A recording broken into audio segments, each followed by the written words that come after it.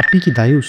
এখন আপনি ভাবছেন দায়ুস মানে কি? তার আগে জেনে নিন দায়ুস কখনো জান্নাতে প্রবেশ করতে পারবে না। রাসূল সাল্লাল্লাহু আলাইহি ওয়াসাল্লাম বলেছেন ৩ প্রকার ব্যক্তি জান্নাতে কখনোই প্রবেশ করবে না। তাদের মধ্যে এক প্রকার হলো যে দায়ুস। তাহলে আসুন এবার জেনে নিই দায়ুস কে? দায়ুস হলো এমন ব্যক্তি যে একজন অভিভাবক, একজন গার্জিয়ান তার অধীনস্থদের বেহায়াপনা, অশ্লীলতা, তাদের গুনাহকে সমর্থন করে, তাদেরকে দিনের কাজ করার আদেশ দেয় না, গুনাহ থেকে তাদেরকে বাধা প্রদান করে না, তাদেরকে ছেড়ে দেয়। এই মনে করুন আপনি একজন পিতা অথবা মাতা হিসাবে আপনার কন্যা সন্তান যখন বাইরে বের হচ্ছে, সে তার পর্দা ঠিকভাবে করছে না, এমত অবস্থায় আপনি তাকে কোনোরূপ বাধা প্রদান করছেন না, বরং তাকে সমর্থন করছেন।